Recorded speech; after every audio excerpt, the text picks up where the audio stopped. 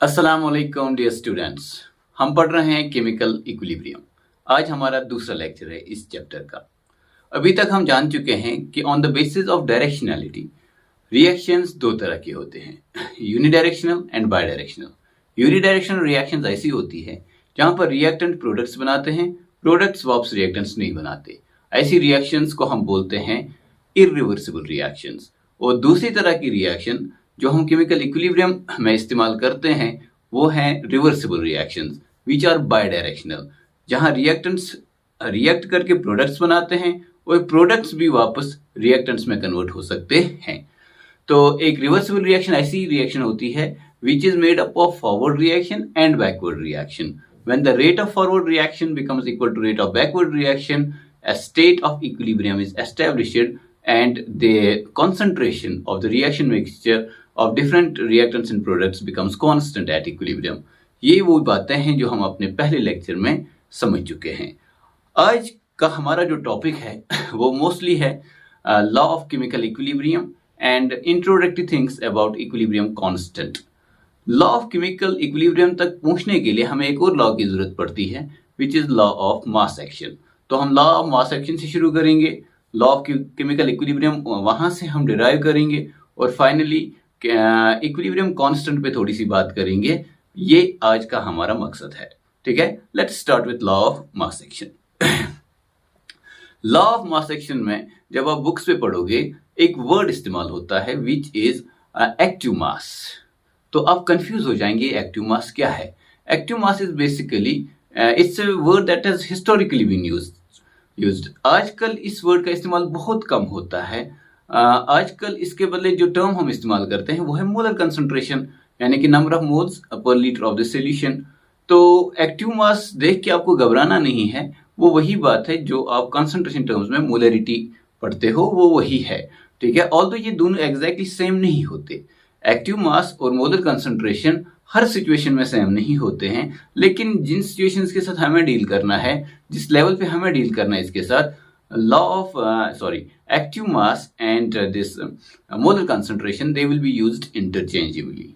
ठीक है, अगर फिर भी आप इंटरेस्टेड हो कि क्या होता है ये active mass is actually effective concentration of a substance.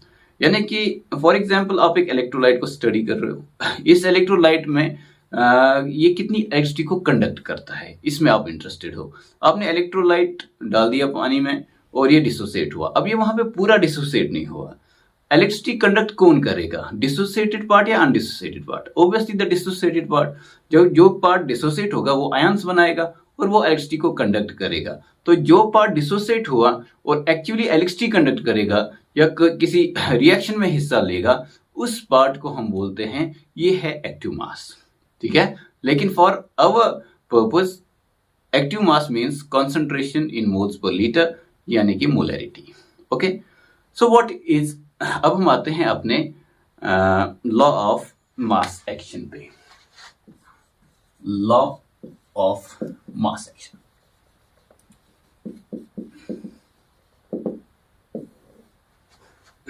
Law of mass action किसके साथ डील करता है? It deals with the rate of reaction. ठीक है ना, ये हमें रेट ऑफ रिएक्शन के बारे में इंफॉर्मेशन देता है इन terms of concentration of the reactants. ठीक है, अब ये जो लॉ ऑफ मास एक्शन है, क्या ये एक्सपेरिमेंटल है या थ्योरेटिकली इसको हम यूज करते हैं? वो यूज इट थ्योरेटिकली ओनली। क्या मतलब हुआ इसका? फॉर एग्जाम्पल हमारे पास एक रिएक्शन है, A times A plus B times B gives small c times capital C plus D times D। ये हमारे पास एक रिएक्शन है। अब इसमें मैं आपसे पूछूंगा रिएक्टेंट्स क्या हैं, आप बोलेंगे कैपिटल ए और कैपिटल बी। प्रोडक्ट्स क्या हैं, आप बोलेंगे capital C and capital D. ठीक है, अब इसमें मैं आपसे पूछ रहा हूं ये जो स्मॉल मैंने इस्तेमाल किया है ये क्या है, तो आप बोलेंगे these are stoichiometric coefficients. The stoichiometric coefficient of capital A is small a, the stoichiometric coefficient of capital D is small d. ठीक है, सीधी सी बात है, छोटी छोटी बातें जो हम बेसिक इंट्रोडक्टरी केमिस्ट्री में पढ़ते हैं। तो लॉ ऑफ मास एक्शन एक बैलेंस्ड केमिकल इक्वेशन को देखता है और बोलता है कि रेट ऑफ रिएक्शन कितना होगा। अच्छा, ये किसके लिए बोलता है? फॉर रिवर्सेबल और irreversible, for all reactions. Reversible के लिए, इरिवर्सिबल के लिए, दोनों के लिए बोलता है, ठीक है ना। For example consider N irreversible reaction methane plus oxygen gives carbon dioxide plus water, ठीक है। एक कंबशन रिएक्शन है, मीथेन कंबशन करके कार्बन डाइऑक्साइड और वाटर बना रहा है, ये इसका एक बैलेंस्ड इक्वेशन है। अब इसके लिए हम अप्लाई करते हैं law of mass action. According to the law of mass action, the rate of this reaction is directly proportional to the active masses of the reactants, each raised to the power equal to the stoichiometric coefficient in the balanced chemical equation. तो क्या है आपका law of mass action? Rate of reaction जो होता है किसी भी reaction का, या अगर आप रिवर्सिबल रिएक्शन की बात कर रहे हो तो फॉरवर्ड रिएक्शन का भी और बैकवर्ड रिएक्शन का भी अलग अलग दोनों का देगा। इरिवर्सिबल की बात कर रहे हो तो रेट ऑफ रिएक्शन सीधा। So rate of reaction is directly proportional to, ठीक है, the concentration of the reactants. What are the reactants in this reaction? Methane and dioxygen. What are the reactants in this equation? Capital A and capital B. Directly proportional to the product of, अब एक से ज्यादा जब है तो उनके products, ठीक है ना। So rate of reaction is directly proportional to the product of active masses, और एक्टिव मास के बदले अब हम क्या इस्तेमाल करेंगे थोड़ी मॉडर्न टर्मिनोलॉजी में? Molar concentration. और मोलर कंसंट्रेशन को कैसे दिया जाता है? आप बोलेंगे ए का मोलर कंसंट्रेशन या एक्टिव मास लिखो तो कैसे लिखा जाता है? It is represented like this, square brackets में ए। अगर आपने किसी जगह पे स्क्वायर ब्रैकेट में कार्बन डाइऑक्साइड देखा, that means molar concentration of carbon dioxide और active mass of carbon dioxide, ठीक है। आपने स्क्वायर ब्रैकेट में डाइऑक्सीजन देखा, what does that mean? That means molar concentration of dioxygen. समझ गए बात को? What does that mean? Molar concentration, number of moles of oxygen per litre of the reaction mixture, ठीक है। ओके, तो आते हैं अप्लाई करते हैं। हम अप्लाई कर रहे हैं law of mass action on this reaction. Rate of reaction is directly proportional to the product of concentrations, यानी कि यहाँ पे दो रिएक्टेंट हैं, उनके कॉन्सेंट्रेशंस का जो प्रोडक्ट है उसके डायरेक्टली प्रोपोर्शनल है rate of reaction. Each raised to the power, यानी कि ये जो कॉन्सेंट्रेशन ऑफ रिएक्टेंट्स हैं उनको पावर क्या रहेगा? Equal to the stoichiometric coefficient. What is the stoichiometric coefficient of methane? 1, तो 1 लिखने की जरूरत नहीं है, इट्स अंडरस्टूड। और डाइऑक्सीजन का स्टोइकोमेट्रिक कोएफिशिएंट क्या है? 2, तो 2 लिखते हैं यहाँ पे। This is your law of mass action. यहाँ पे आपको कंफ्यूज नहीं होना है with rate law. There is another law which is called as rate law, जो आप केमिकल काइनेटिक्स में पढ़ते हो in your class 12। Rate law जो है वो एक्सटर्नली डिटरमाइन किया जाता है, ठीक है ना। यानी कि एक्सटर्नली देखा जाता है for this reaction, for example कि मीथेन का कंसंट्रेशन अगर डबल करेंगे तो रेट ऑफ रिएक्शन कितना बढ़ेगा? डबल, 2 टाइम्स बढ़ेगा या नहीं बढ़ेगा, या 4 टाइम्स बढ़ेगा या 8 टाइम्स बढ़ेगा। उस हिसाब से एक इक्वेशन हमें आती है वहां पे जिसको हम रेट लॉ इक्वेशन बोलते हैं, वो एक्सपेरिमेंटल है। यहाँ ये थ्योरेटिकल है, ये सीधा आपने बैलेंस्ड इक्वेशन देखा, बैलेंस्ड इक्वेशन से आपने डायरेक्टली रेट ऑफ रिएक्शन लिखा, ठीक है। Rate law is more accurate. Okay, so according to the law of mass action, rate of reaction is directly proportional to the product of concentrations of the reactants in a balanced equation, each raised to the power equal to the stoichiometric coefficient. समझ गए इस बात को? Easy peasy. Okay, अब हम एक reversible reaction देखते हैं। फॉर एग्जाम्पल इस रिएक्शन को हम रिवर्सिबल रिएक्शन बनाते हैं। इस रिएक्शन के लिए अब हम लॉ ऑफ मास एक्शन को लिखेंगे, रेट ऑफ रिएक्शन। अब आप बोलेंगे यहां पे तो 2 रिएक्शंस हो रही हैं, एक रिएक्शन फॉरवर्ड है और एक रिएक्शन बैकवर्ड है, तो यहां पर आपको रेट ऑफ दोनों रिएक्शन लिखने हैं, फॉरवर्ड अलग बैकवर्ड अलग। सो rate of forward reaction is directly proportional. अब फॉरवर्ड रिएक्शन में आपके रिएक्टेंट्स कौन कौन है? कैपिटल ए और कैपिटल ए और कैपिटल बी, इनका प्रोडक्ट, और दोनों का पावर क्या चढ़ेगा? स्टोइकोमेट्रिक कोएफिशिएंट, यानी कि स्मॉल ए और small b. This is the rate of forward reaction. Rate of backward reaction कितना होगा इसका? It's also proportional to. अब बैकवर्ड रिएक्शन के लिए रिएक्टेंट कौन है? ये बात हम पहले लेक्चर में समझ चुके हैं कि बैकवर्ड रिएक्शन जो हो रही है उसमें कैपिटल सी और कैपिटल डी रिएक्टेंट्स हैं और प्रोडक्ट आपका कैपिटल ए और कैपिटल बी है। So C raised to power C and capital D raised to power small d. समझ में आ गई बात आपको? So law of mass action is simply rate of reaction is directly proportional to the product of concentration terms of the reactants. For example, तीन reactant हैं R1, R2, R3. उनका stoichiometric coefficient for example N1, N2 और N3 है. ठीक है? For this reaction, for the reaction R1, N1 times R1 plus N2 times R2 plus N3 times R3 gives products.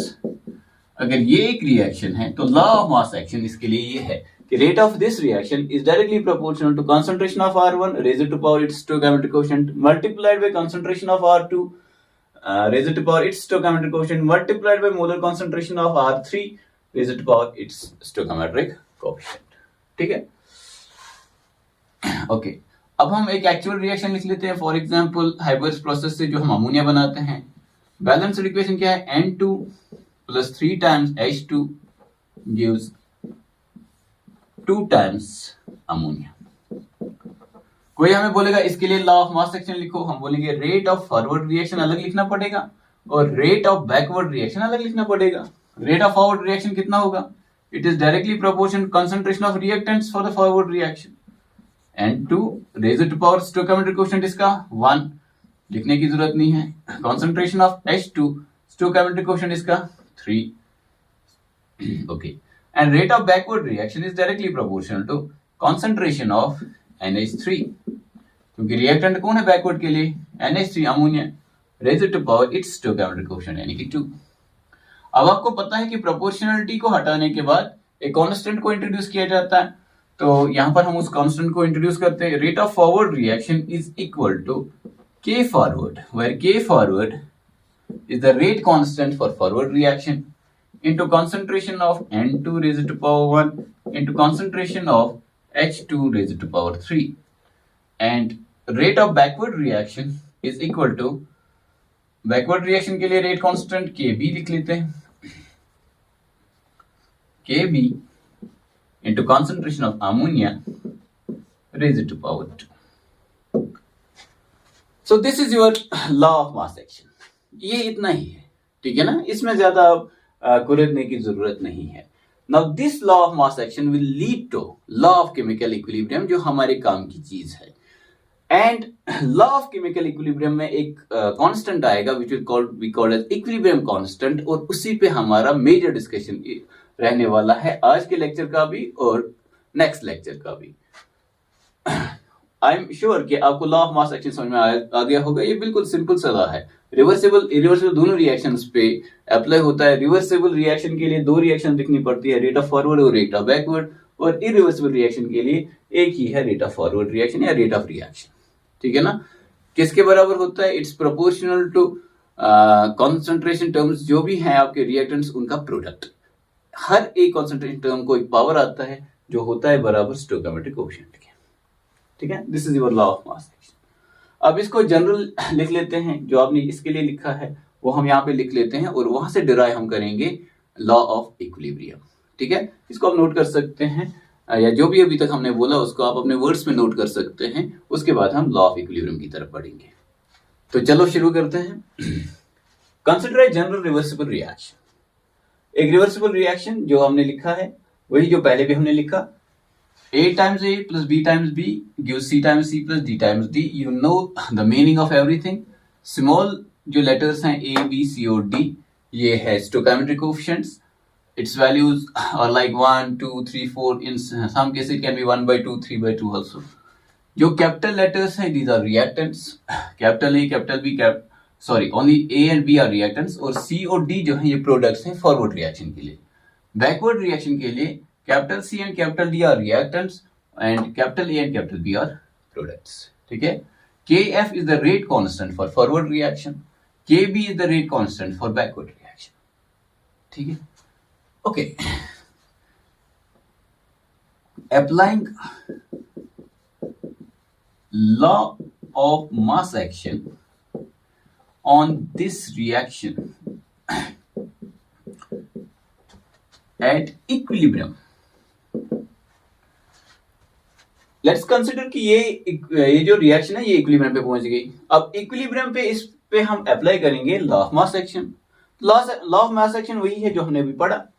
Rate of forward reaction RF is equal to KF, rate constant for forward reaction, into concentration of reactant यानी कि A raise to power stoichiometric coefficient,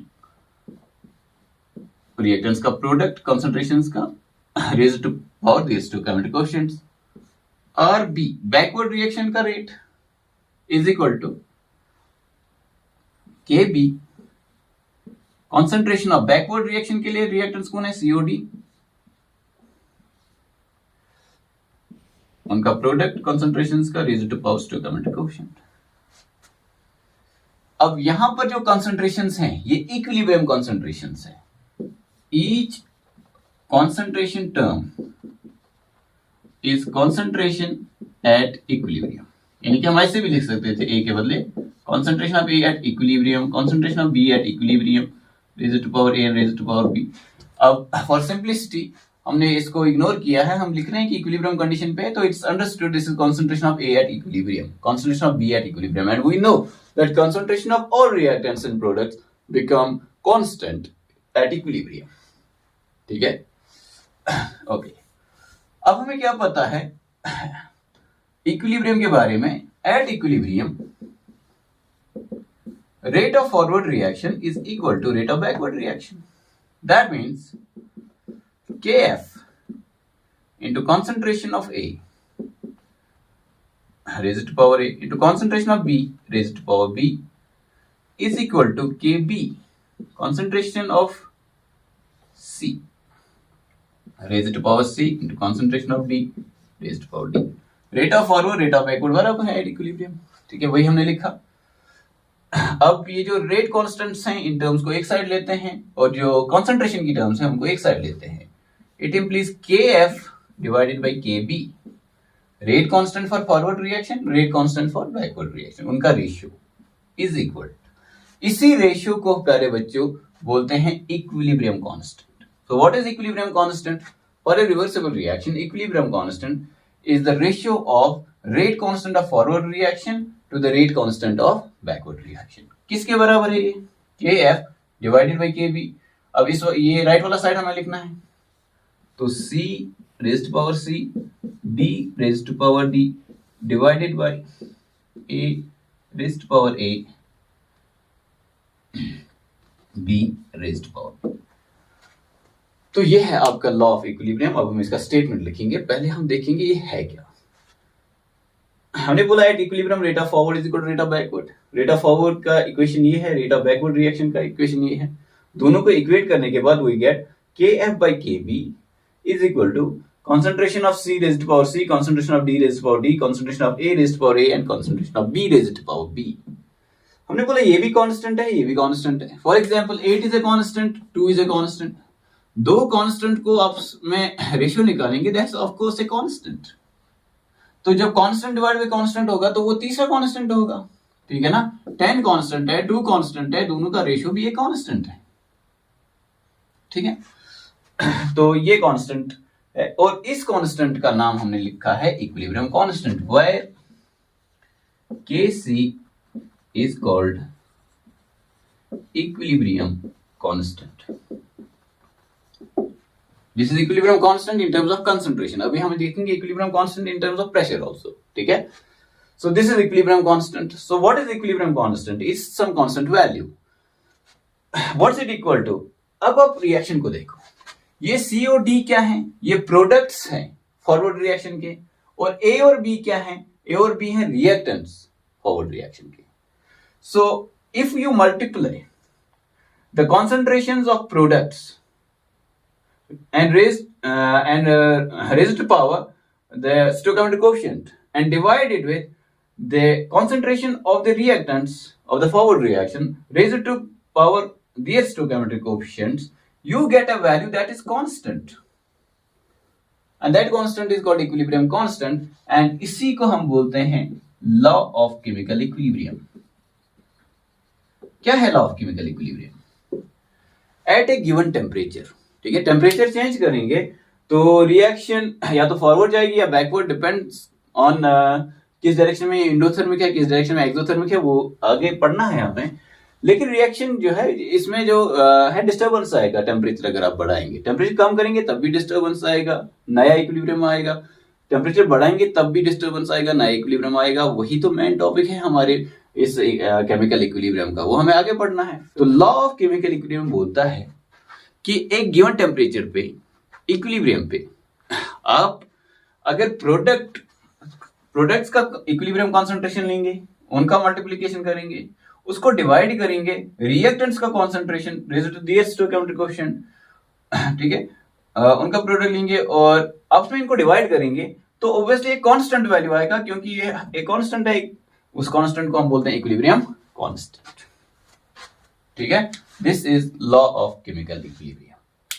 तो statement क्या होगा आपके law of chemical equilibrium का, आप देख सकते हो क्या है, आपके प्रोडक्ट्स, उनका प्रोडक्ट उन raise to power equal to the stoichiometric coefficient, उसको अगर डिवाइड करेंगे रिएक्टेंट्स का कंसंट्रेशन, उनका product, each reactant raise to its stoichiometric coefficient, तो ये एक कांस्टेंट वैल्यू आएगा, ठीक है। डिवाइड करने के बाद एक कांस्टेंट वैल्यू आएगा।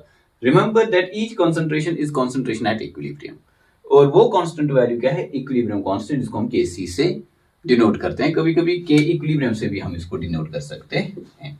तो यहां पे लिखा हुआ है, इसको आप नोट करेंगे, at a given temperature the product of the equilibrium concentrations of the products of the forward reaction, यानी कि फॉरवर्ड रिएक्शन के जो प्रोडक्ट्स हैं उनका प्रोडक्ट लेना है, मल्टीप्लाई करना है इनको raise to the stoichiometric coefficient, divided by, आगे क्या लिखा है, divided by the product of the equilibrium concentration of the reactants, इनको डिवाइड करना है कंसंट्रेशन ऑफ रिएक्टेंट्स, उनका प्रोडक्ट जो यहाँ पे है raise to the stoichiometric coefficient, और जब आप इनको डिवाइड करेंगे तो ये कांस्टेंट वैल्यू आएगा। That is law of chemical equilibrium.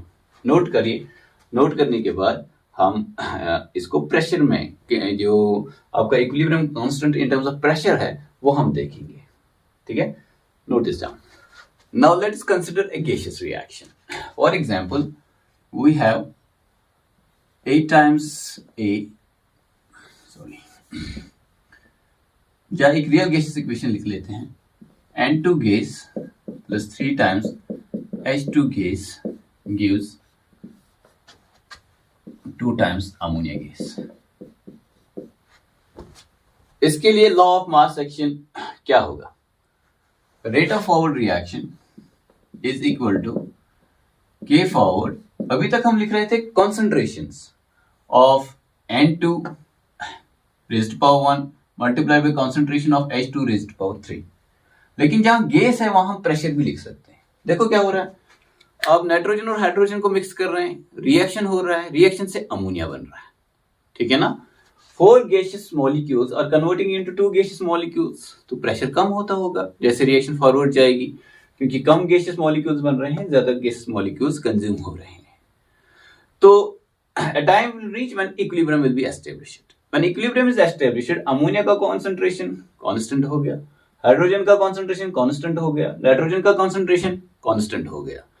So total pressure में किसी एक गैस का जो प्रेशर होता है उसको हम बोलते हैं partial pressure. If we have a mixture of gases, for example we have this atmosphere, it has nitrogen, oxygen, carbon dioxide and all the gases, तो इसमें से कोई एक गैस जो प्रेशर एक्सर्ट करता है, फॉर नाइट्रोजन गैस, उसको हम पार्शियल प्रेशर बोलते हैं। मिक्सचर में एक की कंट्रीब्यूशन को पार्शियल बोलते हैं, ठीक है। इस तरह सॉल्यूशन में आप देखोगे कि अगर आपका वेपर प्रेशर 2 कंपोनेंट्स का बना होगा तो एक के वेपर प्रेशर को पार्शियल वेपर प्रेशर बोलेंगे, ठीक। तो जो आपका पूरा रिएक्शन मिक्सचर है, इसमें अमोनिया भी है, हाइड्रोजन भी है, नाइट्रोजन भी है और इक्विलिब्रियम पे आ चुका है, तो तीनों का प्रेशर मिला के इस टोटल प्रेशर, उसमें किसी एक का कंट्रीब्यूशन उसको बोलते हैं partial pressure, represented by small p।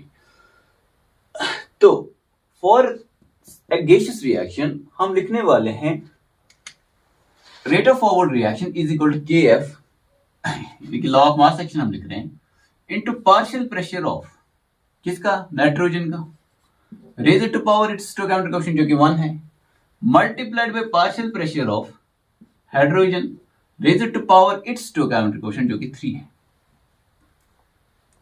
ठीक है, यानी कि वही सब है जो हम कंसंट्रेशन के टर्म्स में बोल रहे थे, एग्जैक्टली वैसे है, लेकिन अब कंसंट्रेशन की जगह पे हम पार्शियल प्रेशर वर्ड इस्तेमाल कर रहे हैं गैसेस के केस में। तो rate of backward reaction is equal to KB KF KB, these are rate constants for forward and backward reactions.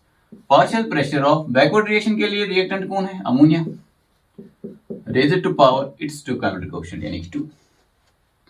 ठीक है, अब हमें पता है K F divided by K B is equal to K C. At equilibrium ये दोनों बराबर होंगे, पहले वो लिख लेते हैं। At equilibrium K F into pressure of nitrogen into pressure of hydrogen raised to power 3 is equal to K B into partial pressure of ammonia raised to power 2। ठीक है, ये दोनों बराबर है। K F divide by K B is equal to K C, sorry not के सी, अब pressure के terms में जब हम लेंगे तो इसको हम के पी बोलते हैं। दिस इज इक्वल टू किसके बराबर होगा? K F by K B, partial pressure of ammonia raised to power 2 divided by partial pressure of nitrogen multiplied by partial pressure of hydrogen raised to power 3। So this is also law of chemical equilibrium। ठीक है ना, इन terms of pressure. क्या बोलेंगे हम? इसमें भी products एक से ज्यादा हो सकते थे, तो क्या करना है? पार्शियल प्रेशर ऑफ प्रोडक्ट लेना है, उनको पावर देना है equal to their stoichiometric coefficient, उसको डिवाइड करना है, पार्शियल प्रेशर रिएक्टेंट्स का लेना है, उनको आपस में जो मल्टीप्लाई करना है और उनका भी पावर क्या रहेगा? Their stoichiometric coefficient. जब इनको डिवाइड करेंगे तो हमेशा एक कांस्टेंट वैल्यू आएगा फॉर इक्विलिब्रियम, उसको हम बोलेंगे equilibrium constant and it's given by Kp। So Kp is equal to partial pressure of products, इस केस में ये अमोनिया था, raised to its stoichiometric coefficient divided by product of partial pressure of reactants raised to power equal to their stoichiometric coefficient. This is also law of chemical equilibrium in terms of pressure. इससे पहले जो हम लिख रहे थे Kc is equal to concentration of products of the forward reaction raised to their stoichiometric coefficient divided by reactants of the forward reaction. This is also law of chemical equilibrium। दोनों law of chemical equilibrium है। Kp और Kc में क्या relation है वो भी आज ही के लेक्चर में हम देखेंगे। ठीक है, नोट दिस डाउन। इससे पहले कि हम Kp और Kc जो कि दोनों इक्विलिब्रियम कॉन्स्टेंट्स है उनके बीच में रिलेशनशिप देखें, हम एक छोटा सा टॉपिक डिस्कस कर लेते हैं। छोटा सा क्वेश्चन कभी इससे आ सकता है कि रिएक्शन कोएफिशिएंट और इक्विलिब्रियम कांस्टेंट में क्या फर्क है। देखो एक बात, एक जनरल इक्वेशन लिख लेते हैं। इक्वेशन इसमें थोड़ी चेंज करेंगे। n1 times a plus n2 times b gives n3 times c plus n4 times d and it's a reversible reaction. ठीक है, अब इसमें किसी भी टाइम पे आपने रिएक्शन शुरू की, इक्विलिब्रियम पहुंचा हो या ना पहुंचा हो, किसी भी टाइम पे reaction coefficient is equal to concentration of the products of the forward reaction, यानी कि ये raised to their stoichiometric coefficient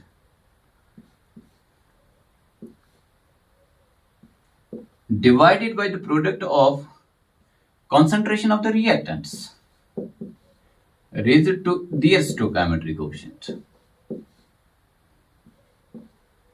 देख रहे हो, इसको हम रिएक्शन कोएफिशिएंट बोलते हैं। अभी आप बोलेंगे Kc भी तो यही था, कुछ देर पहले जब हमने Kc लिखा था वो भी तो यही था, लेकिन Kc जो है वो इक्विलिब्रियम पे हम लिखते हैं सिर्फ, यानी कि Kc पे कॉन्सेंट्रेशन अगर हम इसी इक्वेशन का लिखेंगे Kc वो किसके बराबर होगा? Concentration of C raised to power n3, concentration of D raised to power n4 divided by concentration of A raised to power n1 and concentration of B raised to power n2। अब बोलेंगे एक ही तो है, लेकिन यहां ये understood है कि ये जो कॉन्सेंट्रेशन है ये इक्विलिब्रियम कॉन्सेंट्रेशन है। That means if concentration of each term is equal to equilibrium constant, then QC and KC are same. तो रिएक्शन में किसी भी टाइम पे कॉन्सेंट्रेशन ऑफ रिएक्टेंट कुछ भी हो, कॉन्सेंट्रेशन ऑफ प्रोडक्ट कुछ भी हो, और चेंज हो रहा हो या ना हो रहा हो, इक्विलिब्रियम आया हो या ना आया हो, उस वक्त अगर हम प्रोडक्ट्स के कॉन्सेंट्रेशन का मल्टीप्लीकेशन लेंगे रेज़ टू डिस्टोकेमेट्रिक कोएफिशिएंट, और उससे डिवाइड करेंगे रिएक्टेंट्स का कॉन्सेंट्रेशन और उनका प्रोडक्ट लेंगे रेज़ टू डिस्टोकेमेट्रिक कोएफिशिएंट, तो उसको हम बोलते हैं reaction coefficient. So this is at any time during the course of reaction. During the reaction.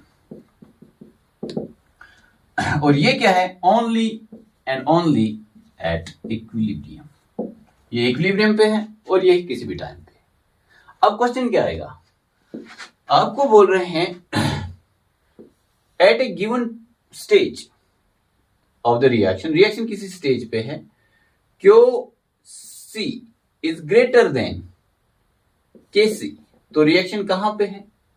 क्या इक्विलिब्रियम पे है, फॉरवर्ड डायरेक्शन में जा रही है कि बैकवर्ड डायरेक्शन में जा रही है? इस तरह QC लेस देन KC है तो रिएक्शन का क्या हो रहा है, फॉरवर्ड जा रहा है कि बैकवर्ड जा रहा है?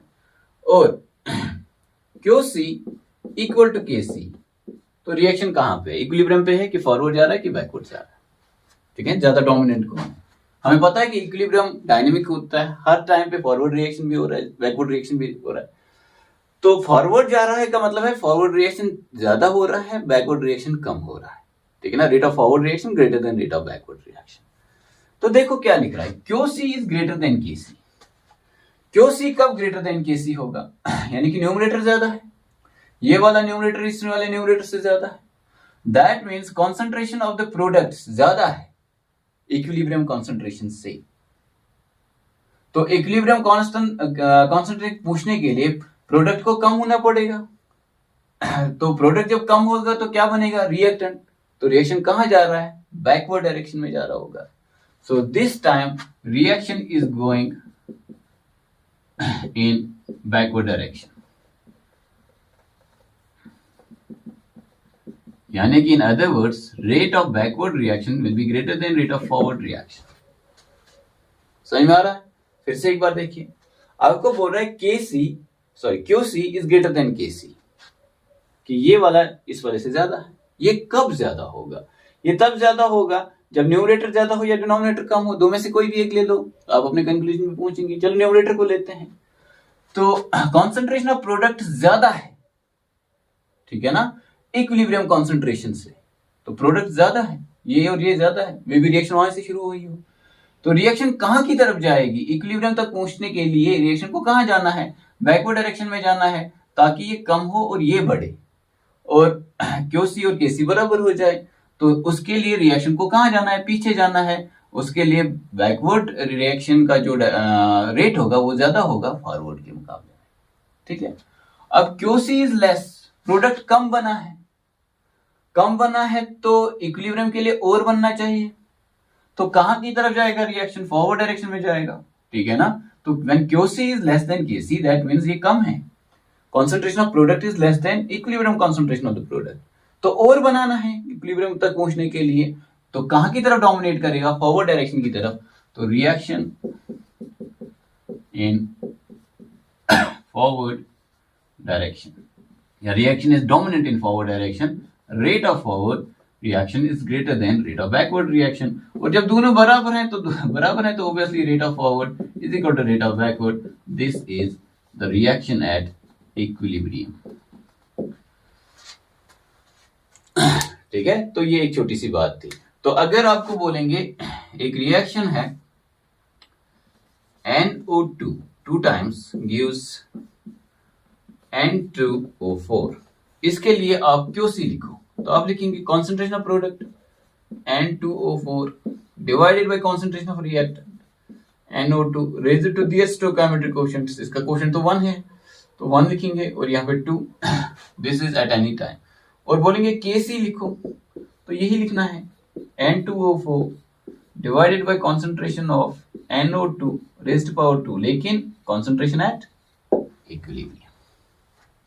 ठीक है, तो ये है difference between reaction coefficient and equilibrium constant, और इनका आपस में रिलेशनशिप और जब दोनों के वैल्यू में डिफरेंस होता है तो रिएक्शन कहाँ की तरफ जा रही है, इस बात का आपको ध्यान रखना है। ठीक है, now let us see the relationship between Kp and Kc using ideal gas equation. To see the relationship between Kp and Kc, let us consider a gaseous equation. N1 times A gaseous gives N2 times B gaseous. ठीक है, when where N1 and N2 are stoichiometric coefficients of A and B respectively and may or may not be equal. ये equal भी हो सकते हैं, नहीं भी equal हो सकते हैं। अब देखो, आप इसके लिए हम Kc लिखते हैं। What's Kc equal to? Kc is concentration of B raised to power N2 divided by concentration of A raised to power N1, and we know its equilibrium concentration. Kp भी लिखते हैं। Kp किसके बराबर?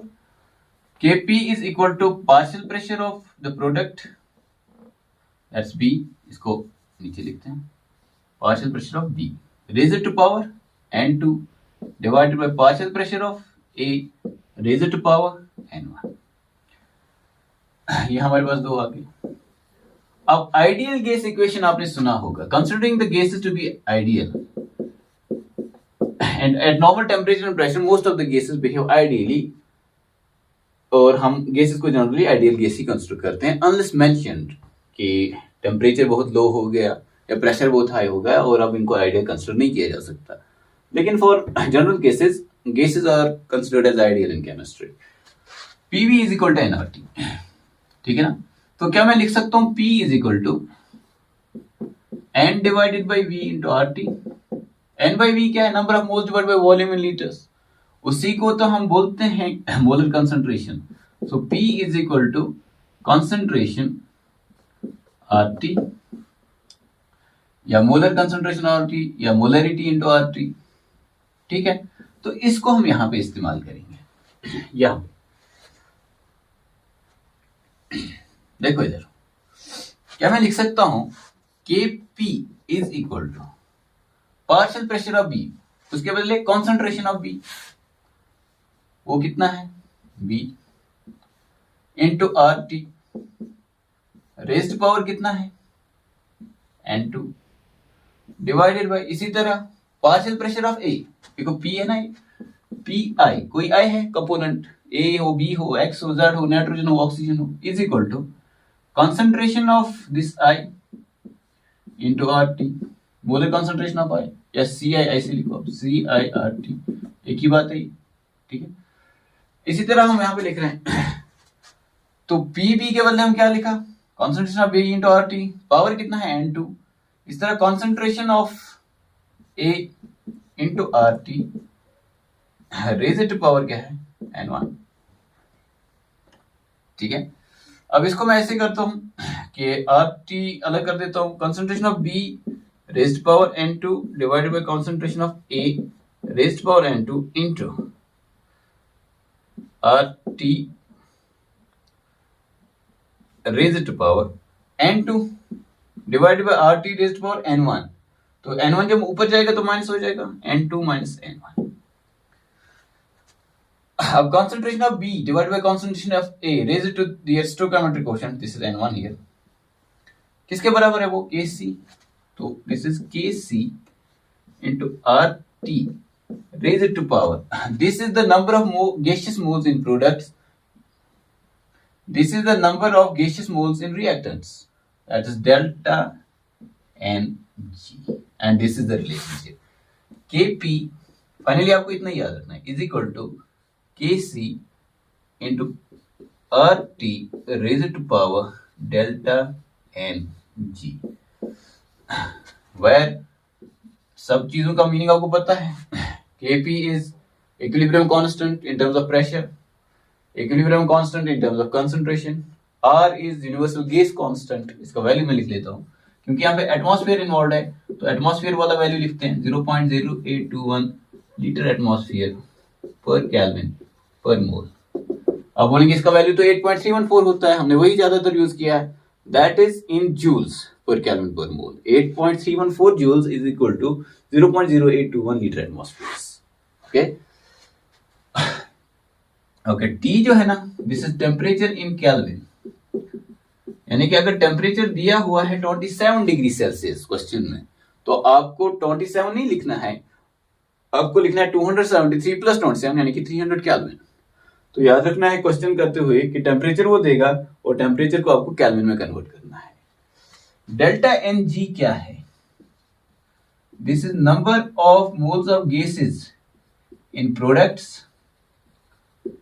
Minus number of moles of gases in reactants. ये है, तो ये है आपका रिलेशनशिप। डेल्टा एन जी के लिए एक दो क्वेश्चन यहां पे कर लेते हैं।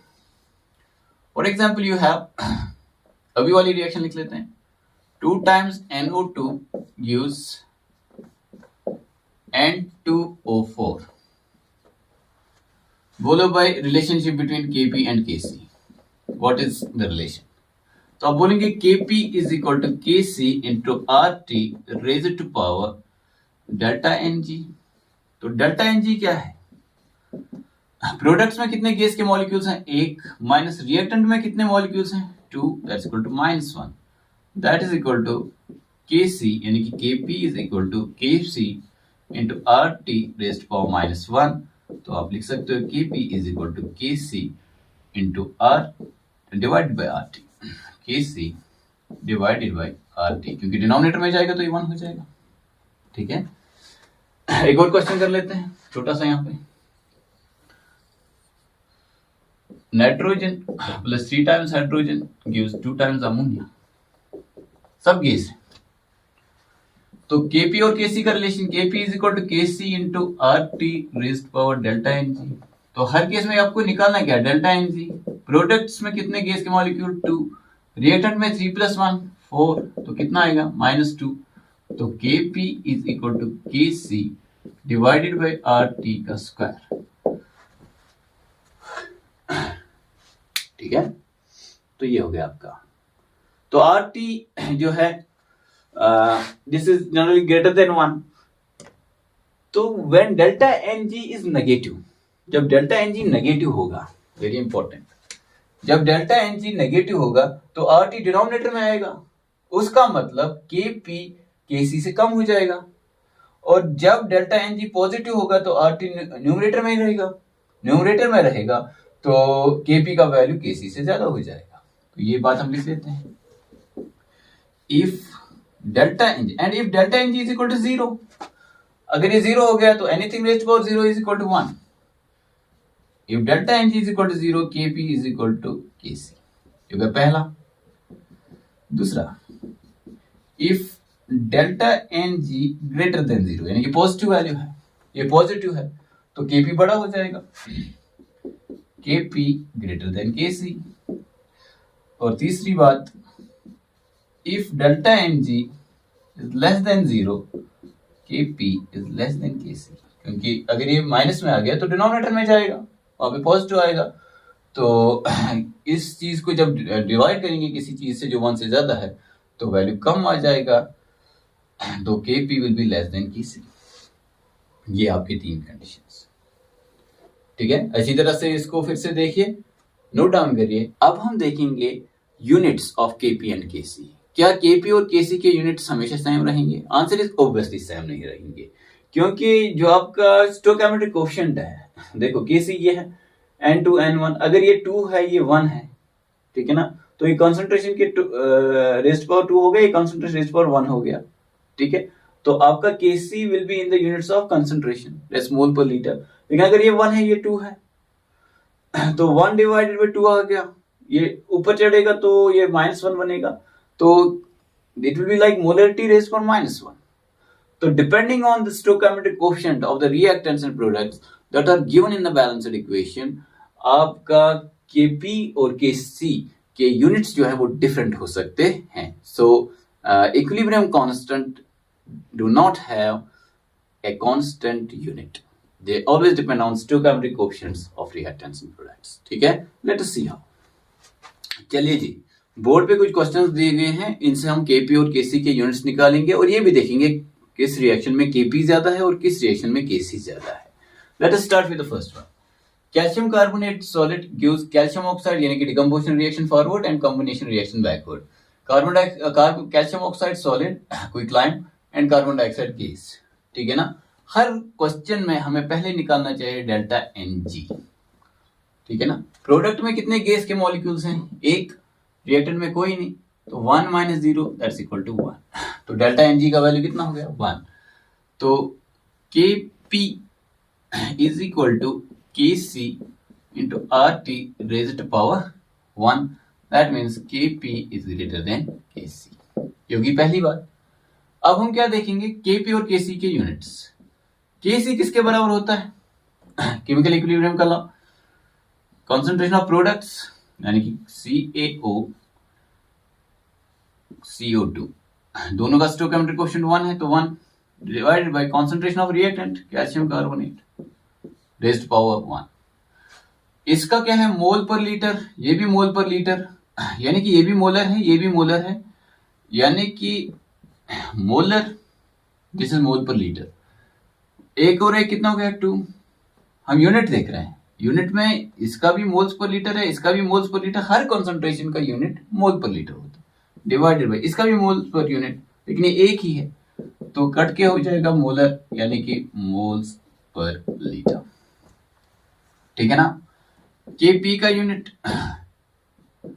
तो इसमें गैस तो एक ही है और वो प्रोडक्ट है. Partial pressure of carbon dioxide raised power 1. और प्रेशर का जो यूनिट है वो आप एटमॉस्फेयर में ले सकते हो, कभी कभी बार में लोगे, कभी पास्कल में लोगे, तो आपकी मर्जी, जो भी लोगे रेज्ड पावर 1 होगा इस केस में. ठीक है. This is the first one. तो कितनी चीजें हमने देखनी है इसमें? Kp बड़ा है कि Kc? Kc का क्या यूनिट है और Kp क्या यूनिट है? Kp will be expressed in the unit of pressure, चाहे एटमॉस्फेयर हो, बार हो, पास्कल हो. ठीक है. प्रेशर की यूनिट्स में. दूसरा क्वेश्चन कर लेते हैं.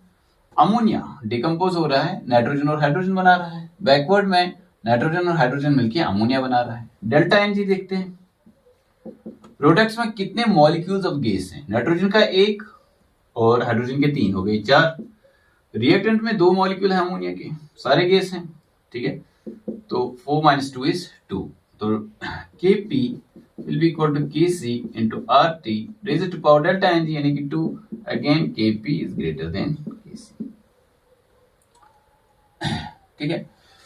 अब यूनिट निकालते हैं. Kc is equal, यूनिट निकालने के लिए पहले एक्सप्रेशन लिखना है. प्रोडक्ट्स क्या है? N2 और H2, इसका पावर 3 है. रिएक्टेंट अमोनिया है, उसका पावर 2 है. मैंने बोला हर कॉन्सेंट्रेशन टर्म मोलर है. ये मोलर है रेज्ड पावर 1, मोलर है रेज्ड पावर 3. 3 + 1 is 4. यानी कि मोल्स पर लीटर का स्क्वायर, यानी कि mole raised power 2, litre raised power -2. ठीक हो गया जी. प्रेशर का देख लेते हैं. Kp का यूनिट. पार्शियल प्रेशर प्रोडक्ट का, what is the reaction? This is the reaction.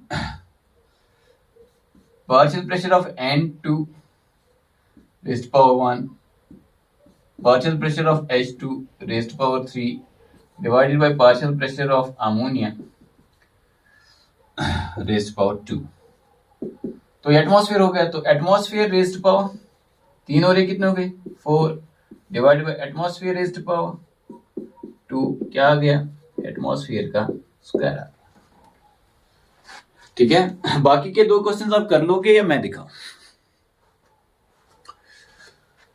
चलो दोनों कर लेते हैं. अच्छा जल्दी जल्दी देख लेते हैं, जरूरी नहीं है कि हम इसको वैसे ही सॉल्व करें. जल्दी जल्दी देख लेते हैं.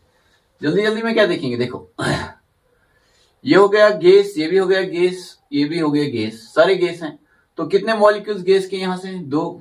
डेल्टा Ng 2 - 2, 2 ये, एक और एक ये, 2 क्या हो गया? 0. That means Kp is equal to Kc. पहली बात तो ये. अब Kc concentration of H raised to power 2 divided by concentration of I and concentration of H2 both raised to power 1. तो यूपर पावर 2 है, नीचे भी 1 + 1 होके 2 हो जाएगा. तो Kc इज इक्वल टू 1 यानी कि यूनिटलेस. और जब Kp C यूनिटलेस है तो Kp भी यूनिटलेस होगा. क्यों? देखो atmosphere raised power 2 divided by atmosphere raised power 1 into atmosphere raised power 1 यानी कि एटमॉस्फेयर रेज्ड पावर 2। तो ये हो गया 1 के बराबर। यहाँ पर ये यूनिट लेस है और Kp is equal to Kc। ठीक है, so when Kp is equal to Kc both are unit less. ये भी हमें यहाँ पे कंक्लूजन एक मिला। ठीक है, delta Ng is equal to 0 that means हाँ if all the reactants and products are in the gaseous state. कभी कभी कोई सॉलिड होगा तो फिर ऐसा फंडा काम नहीं करेगा, निकालना पड़ेगा हर एक बात को। ठीक है, ओके यहाँ पर भी सारे रिएक्टेंट प्रोडक्ट गैस है, लेकिन Kp Kc के बराबर नहीं होगा क्योंकि डिफरेंस है। देखो सबसे पहले क्या निकालेंगे, डेल्टा Ng। प्रोडक्ट में कितना 1, रिएक्टेंट में कितना है 1 प्लस 0.5 यानी कि 1.5 यानी कि 3/2 that's equal to -1/2। Delta Ng equal to -1/2। I hope you are understanding the math. Okay जी, तो Kp किसके बराबर, Kc into RT raised power -1/2। This is equal to Kc divided by RT raised power 1/2। तो ऐसा option दिया जा सकता है रूट RT, क्योंकि raised power 1/2 is equal to root square root. तो ये एक हो गया। उसके बाद Kc का एक्सप्रेशन क्या रहेगा, SO3 डिवाइडेड बाय ये रेज्ड पावर 1 होगा SO2 और O2 raised power 1/2। This is molar raised power 1, molar raised power 3/2, molar raised power -1/2। तो molar raised power the same thing as delta Ng if all the reactants and products are gases, यानी कि moles per liter raised power -1/2. This is equal to mole raised power -1/2 liter raised to power 1/2. That's equal to liter divided by mole in root. ठीक है, मोल जब नीचे जाएगा, मोल जब नीचे जाएगा तो मोल रेज्ड पावर 1/2 होगा, that's root mole square root of mole, और लीटर तो है ही रेज्ड पावर 1/2 दैट्स रूट। तो ऐसा एक ऑप्शन आ सकता है, ऐसे भी ऑप्शन आ सकता है, ऐसे भी ऑप्शन आ सकता है। एग्जामिनर की मर्जी है, वो जैसे देना चाहे आपको सारा करना चाहिए। Kp is equal to pressure of that's atmosphere divided by atmosphere raised power 3/2 यानी कि एटमॉस्फेयर रेज्ड पावर -1/2 यानी कि 1/√ऑफ एटमॉस्फेयर, या 1/√ऑफ बार देगा या 1/√ऑफ पास्कल देगा, यूनिट तो ये है। ठीक है, so this marks the end of our second lecture on chemical equilibrium. आज के लेक्चर में हमने लॉ ऑफ मास एक्शन देखा, एक्टिव मास का ब्रीफली मीनिंग देखा, क्योंकि active mass is different in different conditions, different scenarios I should से।